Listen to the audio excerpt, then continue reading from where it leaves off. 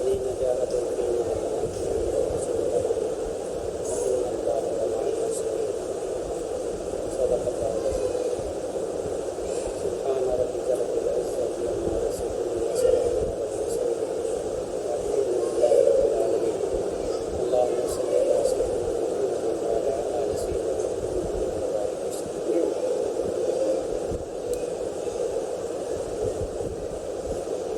نبی کریم صلی اللہ علیہ وسلم نے ایک مرتبہ فجر کی نماز کے بعد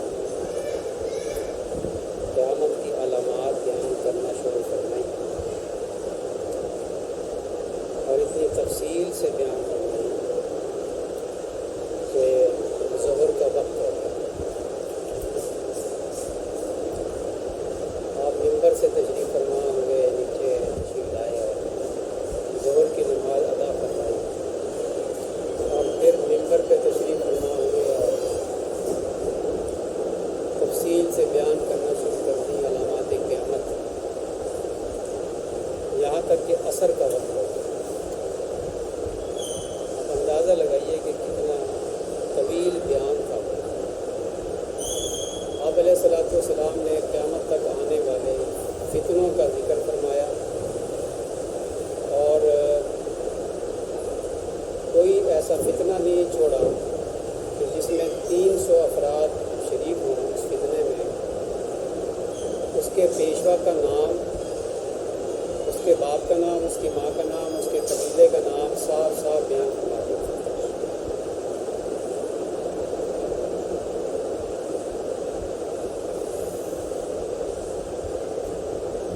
صحابہ کرام فرماتے ہیں کہ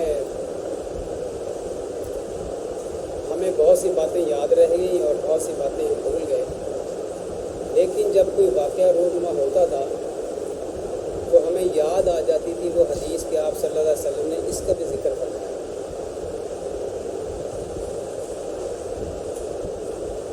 فتنہ دجال کے بارے میں نبی کریم صلی اللہ علیہ وسلم نے جتنی تفصیل بیان فرمائی پہلے کبھی کسی نبی نے اتنی تفصیل بیان نہیں. فتنہ دجال کے بارے میں حدیث سے یہ پتہ چلتا ہے کہ حضرت آدم علیہ السلام سے لے کر نبی کریم صلی اللہ علیہ وسلم تک ہر نبی نے فتنہ دجال سے اپنی امت کو ڈرایا ہے.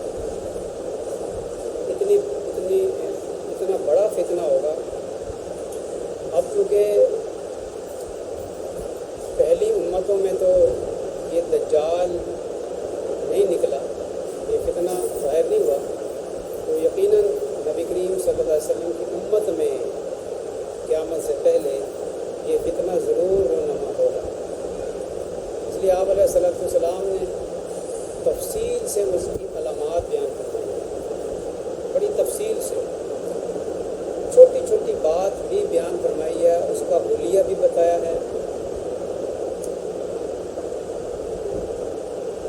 اس کی علامات بیان فرمائی، اس کی عادات تک بیان فرمائی، اس کے بالوں تک کا ذکر کیا، اس کے چلنے کے انداز کا ذکر کیا.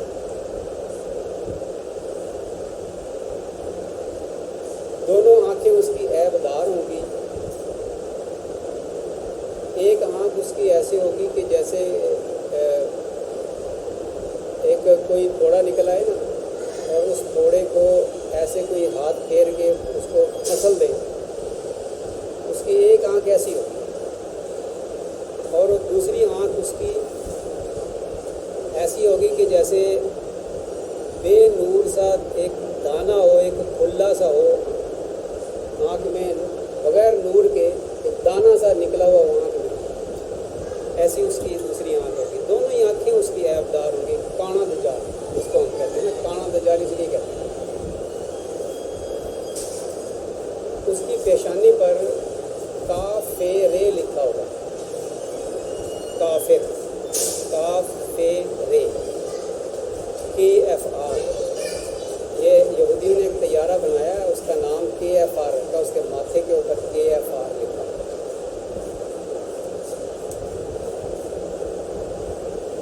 اس کے بال جو ہوں گے نا وہ سخت گھنگریالے بال ہوں گے، یہ جیسے حبشیوں کے ہوتے ہیں. اور یہاں تک بیان کیا کہ جیسے घास होती है और उसके ऊपर रेत डाल दिया जाए। ये बिल्कुल इनके बाल होते हैं हबशियों के, सख्त घुंघरियाले। चलने में, अब उसकी चाल भी बताई, चलने में वो पंजे अंदर की तरफ करके चलेगा ऐसे। ये कुछ अर्सा पहले ये फैशन भी बताया गया है इसमें। ये फैशन आते हैं ना मुख्तलिफ, हमारे कम नसीब नौजवान इन फैशंस को देखकर, टीवी में देखकर उसको अपनाने की कोशिश करते हैं। वो चल के दिखाते हैं तो फिर ये भी चलना शुरू कर देते हैं, भेड़ चाल। फरमाया कि मेरी उम्मत भी जो है पहलों की पैरवी करेगी, यहाँ इतनी पैरवी करेगी यहूद व नसारा की कि वो अगर गो के सुराग में घुसेंगे तो ये भी घुसेंगे। इतनी नक्काली करेगी ये उम्मत यहूद व नसारा की। तो फैशन है ये, पाँव को ऐसे अंदर को करके ऐसे चलना, फैशन है ये। हदीस शरीफ में दज्जाल की चाल बताई गई।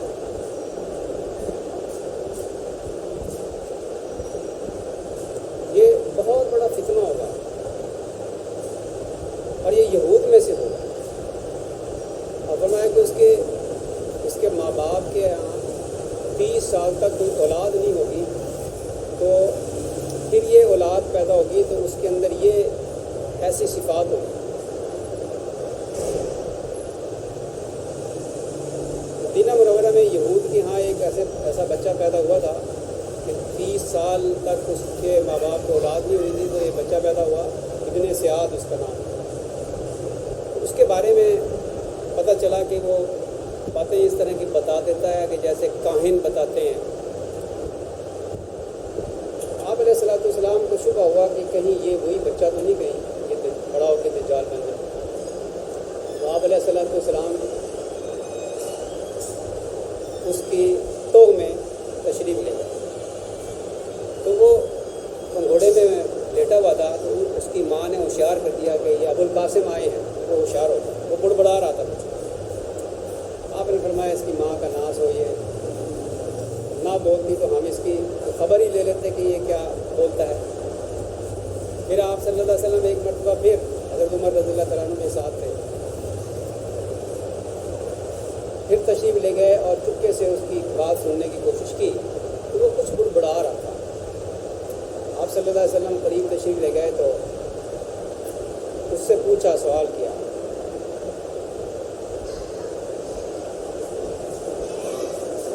उससे पूछा कि तू क्या देखता है? उसने कहा कि मैं पानी के ऊपर तख्त देखता हूँ। आपने फरमाया कि सहाबा कराम को फरमाया कि ये शैतान के तख्त को देखता है। फिर उससे पूछा कि अच्छा ये बताओ कि हमने अपने दिल में क्या सोचा। आप सल्लल्लाहु अलैहि वसल्लम ने सूरत दुखान सोची थी। उसने कहा अद्दख अद्दख अद्दख, उसने सही बता दिया। आप सल्लल्लाहु अलैहि वसल्लम फरमाया तेरा नाश हो, तू इससे आगे नहीं बढ़ सकेगा। आप वो फरमा कर वापस तशरीफ़ ले आए। हज़रत उमर रज़ियल्लाहु तआला अन्हु ने अर्ज़ किया, या रसूलल्लाह सल्लल्लाहु अलैहि वसल्लम आप इजाज़त दें मैं इसका सर कलम कर दूँ। वो तो तैयार ही बैठे रहते थे। अगर मैं क्या उमर तुम ये नहीं कर सकते। अव्वल इसलिए कि ये ज़िम्मी है, ज़िम्मी को कत्ल करने की इजाज़त है, और अगर ये दज्जाल है तो फिर तुम इसे कत्ल नहीं कर सकते, इसको हज़रत ईसा अलैहिस्सलाम ही कत्ल कर सकते। खैर आप तशरीफ़ ले आए, वापस तशरीफ़ ले आए, लेकिन आप सल्लल्लाहु अलैहि वसल्लम का शक वो बाद में दूर हो गया, क्योंकि और भी वाक़यात कुछ हुए। ये इब्ने सियाद बड़ा होकर मुसलमान हुआ और इसने हज भी किया।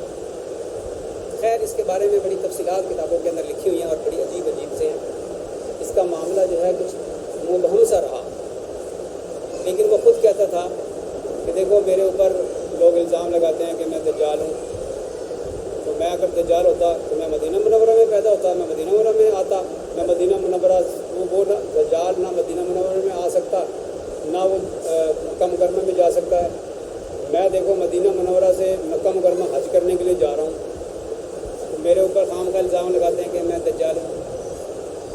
उसने ये बात इब्न मसूद रज़ियल्लाहु तआला अन्हु ने पूछा कि अगर तुझे दज्जाल बना दिया जाए तो उसने कहा कि मुझे कोई इतना बुरा भी नहीं लगेगा। ये जो बात की तो इससे हज़रत इब्न मसूद रज़ियल्लाहु तआला अन्हु फरमाते हैं कि मैं और ज़्यादा शक में पड़ गया कि ये क्या बात करता है। अभी कह रहा है कि मैं मुसलमान हूँ और भी कह रहा है कि मुझे बुरा भी नहीं लगेगा अगर दज्जाल बना दिया जाए तो। खैर वो अलग एक मौजू है, किताबों में बड़ी बातें लिखी हुई हैं। लेकिन ये शक दूर हो गया हज़रत तमीम दारी रज़ियल्लाहु तआला अन्हु की हदीस से।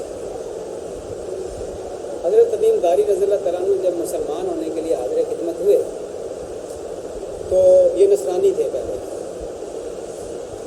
कबीला जज़ाम से ये आए और इन्होंने आकर एक किस्सा सुनाया नबी करीम सल्लल्लाहु अलैहि वसल्लम को। और वो किस्सा क्या सुनाया, वो अर्ज़ करने लगे कि हम चंद लोग 30 के करीब, कितने लोग, चंद लोग एक समुद्री जहाज़ में सवार हुए और हम इधर आ रहे थे आपकी तरफ। तो तूफ़ान आया और हमारा जहाज़ उस तूफ़ान में 1 महीना तक हचकोले खाता रहा और हचकोले खाता हमें एक जजीरा नज़र आया। पता नहीं था हम किस तरफ जा रहे हैं, तो हमने छोटी कश्तियाँ निकाली और उस पर सवार होकर हम उस जजीरे में चले गए। जजीरे में हम उतरे तो हमने वहाँ एक मखलूक को देखा। उसके जिस्म में इतने बाल थे कि ना उसका आगा सही समझ में आता था, ना पीछा उसका समझ में आता था, जैसे रीछ के होते हैं। तो वो हमें देखकर ना भागा। हमने कहा कि पता नहीं क्या बला है।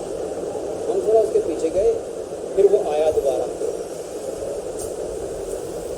हमने उसे कहा कि तू क्या बला है? उसने कहा मैं जसासा हूँ, जासूस। और इस गिरजे के अंदर एक शख्स है, वो तुम्हें बुलाता है, तुम्हारे इंतज़ार में। हमें कुछ खौफ सा लगा हुआ, लेकिन हमने कहा चलो हम देखते हैं इस गिरजे में क्या है। हम उसके पीछे पीछे चले और जाकर हम गिरजे में हमने जाकर क्या देखा कि एक लंबा चौड़ा एक शख्स है, तो उसके हाथों को ना जंजीरों में ऐसे जकड़ा हुआ है और उसके नीचे भी पाँव भी उसके पिंडलियों तक जंजीरों में जकड़े हुए। तो हमने कहा कि तू कौन है? उसने कहा मेरा भी तुम्हें पता चल जाएगा, पहले तुम मेरे कुछ सवालों के जवाब दो। ये बताओ कि नबी आखिर ज़मां हज़रत मोहम्मद सल्लल्लाहु अलैहि वसल्लम की बेइज्जत हो गई? उन्होंने कहा हाँ जी हो गई। क्या उन्होंने हिजरत कर ली? कि हाँ कर ली। क्या उन्होंने जो मुखालफीन थे उनके साथ क्या मामला हुआ? लेकिन जंगें हुई तो क्या हुआ कि जंगों में उनको फतह हुई और बहुत सारे लोगों ने उनकी इताअत कबूल कर ली। कहने लगा हाँ, जिन्होंने इताअत कबूल कर ली उनके लिए यही बेहतर है। फिर उसने कहा अच्छा ये बताओ कि बेसान के नखलिस्तान का क्या हाल है? उसके बारे में क्या पूछते हो? कहने लगा ये बताओ कि वो फल देता है? कि जी हाँ देता है। कहने लगा अच्छा अनकरीब वो फल देना बंद कर देगा। अब बेसान का नखलिस्तान ये है उर्दन में, ये इसराइल का कब्ज़ा इस पर, और आज के दौर में उस पर फल आना बंद हो गया। फिर उसने पूछा कि अच्छा ये बताओ कि बहरा तिबरिया का क्या हाल है? उसमें पानी है? जी हाँ है। अच्छा अनकरीब वो खुश्क हो जाएगा। ये भी इसराइल के कब्ज़े में है ये इलाका। अगला सवाल किया कि ये बताओ कि ज़ुहर के चश्मे का क्या हाल है? उसमें पानी है? कि हाँ उसमें पानी है। ज़ुहर हज़रत लूत अलैहिस्सलाम की एक बेटी का नाम है। उनकी दो बेटियां थी, एक का नाम रुब्बा था, एक का تو یہ دونوں بیٹیاں جب ان کا انتقال ہوا تو 2 چشموں کے کنارے ان کی قبریں بنی. تو وہ چشمہ جہاں زغر مدفون تھی اس کا نام پڑ گیا چشمہ زغر، اور جس چشمے کے پاس ربا کی قبر تھی اس چشمے کا نام پڑ گیا چشمہ ربا. تو وہاں بھی پانی تھا.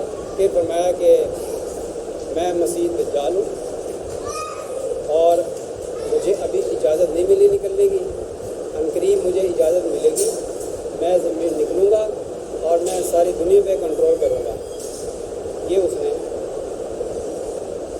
اب یہ حضرات وہاں سے دوبارہ سوار ہوئے کشتیوں میں، بڑے جہاز میں آئے اور مدینہ منورہ پہنچ گئے. مدینہ منورہ سمندر تو کوئی نہیں ہے، ظاہر ہے وہ جدہ سمندر پہ آئے ہوں گے، وہاں سے سفر کر کے مدینہ منورہ گئے ہوں گے. جب یہ قصہ سنایا تو نبی کریم صلی اللہ علیہ وسلم صحابہ کرام کو جمع کر اور فرمایا کہ میں نے تمہیں کس لیے بلایا، یہ تمیم داری آیا ہے اور یہ وہ بات کرتا ہے جو تم سے میں بات کرتا تھا. صحابہ کرام کو قصہ سنایا کہ فرمایا کیا وہی بات نہیں ہے کہ جو میں تم سے کرتا تھا. رسول اللہ صلی اللہ علیہ وسلم یہ وہی باتیں ہیں جو آپ فرماتے تھے. پھر آپ نے فرمایا اپنے عصا مارا کہ یہ طیبہ ہے، یہ طیبہ ہے، یہ طیبہ ہے، یہ میرا شہر طیبہ ہے. اور وہ سمندر وہ جزیرہ جو ہے پہلے مغرب کی طرف اشارہ کیا، پھر فرمایا نہیں، وہ پھر مشرق کی طرف اشارہ کیا، فرمایا کہ وہ اس طرف ہے، وہ اس طرف ہے، وہ اس طرف ہے. تو مشرق کا علاقہ سارا ہمارا ہی علاقہ ہے. تو آج کے محققین کا کہنا یہ ہے کہ وہ جو جزیرہ ہے وہ جزیرہ برمودا ٹرائی اینگل میں ہے، وہاں پہ ہے، اور وہ جدید طرز کی ٹیکنالوجی کے حصول میں وہ لگا ہوا ہے.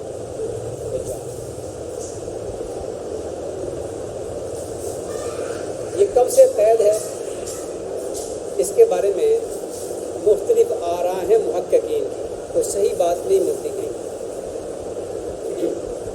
تو میں نے جب وہ مختلف آراء پڑھی نا، میں نے کہا اس کے لگتا ہے کہ اس کے اندر کوئی رائے داخل کرنے کی کوئی گنجائش ہے، کیونکہ میں نے بھی اس پہ تحقیق کی تھی، محدودیات پہ کافی مطالعہ کیا تھا. تو مجھے ایسے لگا کہ اس کو حضرت سلیمان علیہ السلام نے قید کیا ہوگا یا فرشتوں نے اس کو قید کیا ہوگا، فرشتوں کے ذریعے سے قید کیا ہوگا. یہ کیا ہوگا حضرت سلیمان علیہ السلام نے اس جزیرے میں قید کیا ہوگا، کیونکہ یہودی جو ہیں اپنے مسیحا کے انتظار میں ہیں، اور وہ یہ کہتے ہیں کہ وہ حضرت داؤد علیہ السلام کی اولاد میں سے ہوگا، ان کا دعویٰ یہ ہے. اور جب دجال نکلے گا تو 70,000 یہودی اس کے سب سے پہلے پیروی کریں گے.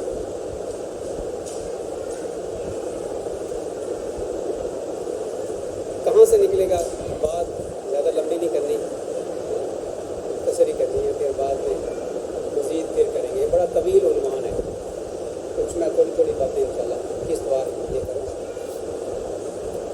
حضرت امام مہدی کا دور ہوگا. سب سے پہلے تو جب یہود و نصارہ مسلمانوں کے علاقوں پر قابض ہو جائیں گے، اب وہ پریکٹیکلی ہوں یا وہاں کے حکمرانوں کو اپنے قبضے میں لے کر حکومت آرڈر تو ان کا چلے، اور یہاں کٹ پتلی حکمران ہو مسلمان ممالک کے اندر، تو یہ بھی قبضہ ہی ہوتا ہے. تو اکثر مسلم ممالک کے اوپر یہود و نصارہ کا قبضہ ہو جاتا ہے. کہیں بھی اسلام کا نام نہیں لیا جائے گا، مسلمانوں کے اوپر ظلم بہت ہوں گے، ظلم ڈھائے جائیں گے، تو ساری دنیا ظلم سے بھر جائے گی.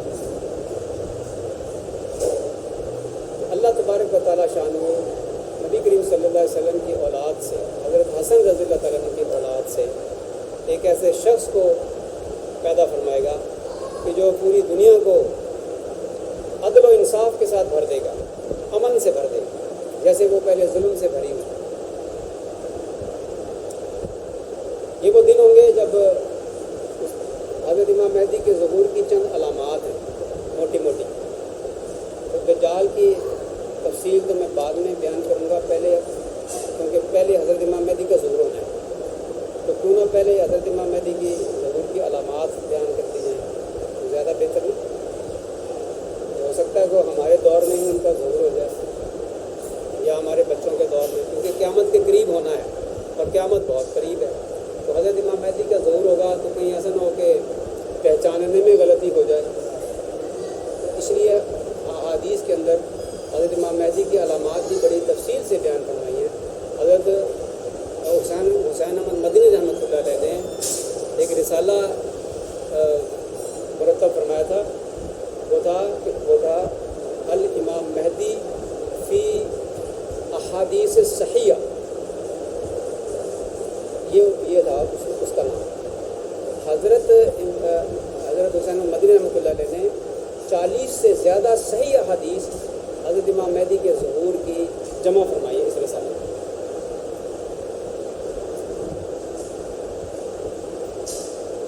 تو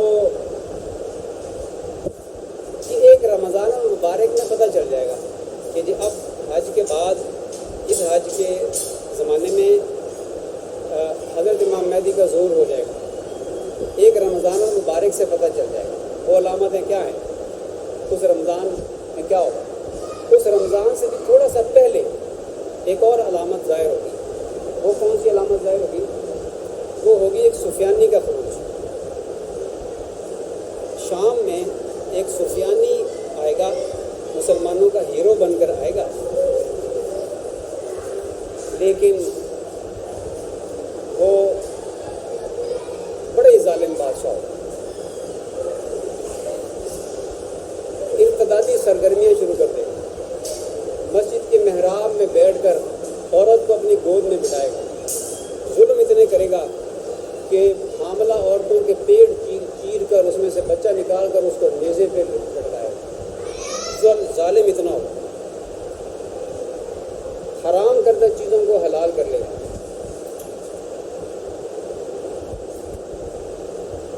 وہ شام پہ قبضہ کرے گا. وہ اندر کے مقام سے آئے گا اور شام پہ قبضہ کرے گا، پھر وہ عراق پہ قبضہ کرے گا. اس سارے علاقے پر وہ قبضہ کر دے گا. اس کی حکومت 2 روایات آتی ہیں. ایک روایت میں 9 مہینے اس کی حکومت رہے گی اور ایک روایت کے مطابق تقریباً 2.5 سال اس کی حکومت رہے گی. اگر 9 مہینے والی روایت کو دیکھا جائے تو اس کا مطلب یہ ہے کہ رمضان المبارک سے پہلے وہ جو علامت میں بتانے لگا وہ رمضان المبارک والی، اس سے پہلے چند مہینے پہلے سفیانی کا خروج ہو جائے گا اور وہ سفیانی قابض ہو جائے گا ملک شام پر. اس رمضان المبارک میں 2 گرہن ہوں گے، ایک چاند گرہن ہوگا، ایک سورج گرہن ہوگا.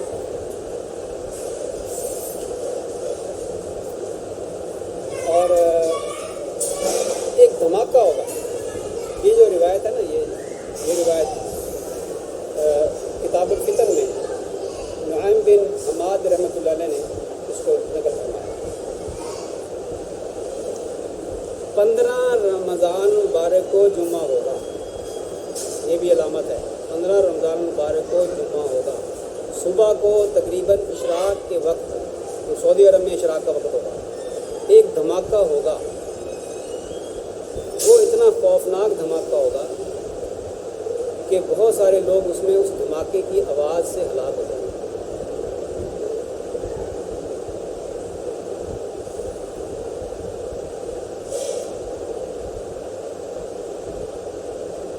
اس کے بارے میں بلکہ ایک اور روایت میں آتا ہے کہ 2 چیخوں کی آواز آئے گی.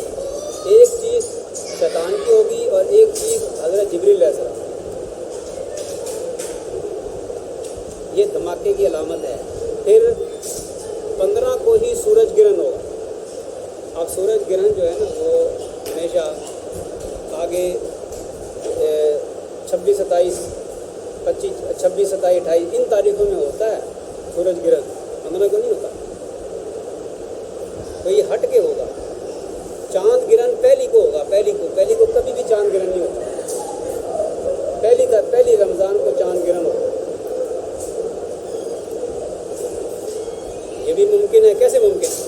اصل میں نظام شمسی शमसी जो चल रहा है ना, उसमें तो मुमकिन नहीं है, लेकिन ऐन मुमकिन है कि कोई और सैयारा वो आए और सूरज के सामने से गुजरे तो सूरज गिरन हो जाएगा, चाँद के आगे से गुजरेगा तो चाँद गिरन हो जाएगा, और एक दुमदार सितारा भी नमूदार होगा उसी रमज़ान मुबारक।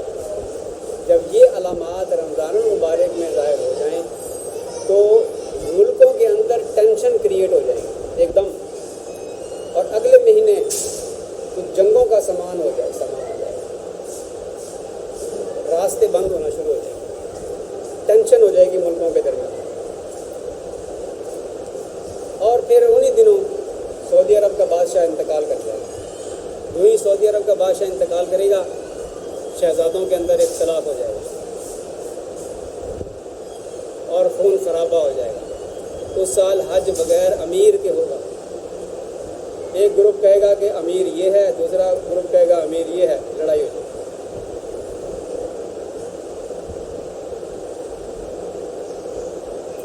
यौम अरफा को लड़ाई, मुज़दलिफ़ा में लड़ाई, और जमरा उक़बा के ऊपर जब कंकरियाँ मारी जा रही होंगी उस वक़्त जंग, खून ही खून जमरा उक़बा पे उड़ाएगा, हाजियों को लूट लिया जाएगा। उस वक़्त के जो बड़े बड़े औलिया हैं वो हज़रत इमाम मेहदी को तलाश करेंगे, तो हज़रत इमाम मेहदी को तलाश कर लेंगे। मैं ज़्यादा तफसील में नहीं जाता, फिर अगले बयान में और मज़ीद इसमें मैं कुछ बातें अर्ज़ कर दूँगा। मुख्तसर ये कि हज़रत इमाम मेहदी का ज़हूर 10 मुहर्रम को होगा, हज के बाद 10 मुहर्रम को उनका ज़हूर। इनके ख़िलाफ़ ये सुफियानी जो शाम में था, ये हज़रत इमाम मेहदी के ख़िलाफ़ एक लश्कर रवाना करेगा जो मदीना मुनव्वरा से मक्का मुकरमा आते हुए रास्ते के अंदर मकाम बैदा पर पूरा का पूरा लश्कर ज़मीन में धंसा देगा। 2 शख्स बचेंगे, एक जाकर सुफियानी को बताएगा और एक हज़रत इमाम मेहदी को बताएगा। ये अलामत ऐसी होगी कि इस अलामत के बाद हज़रत इमाम मेहदी की शोहरत पूरी दुनिया में हो जाएगी।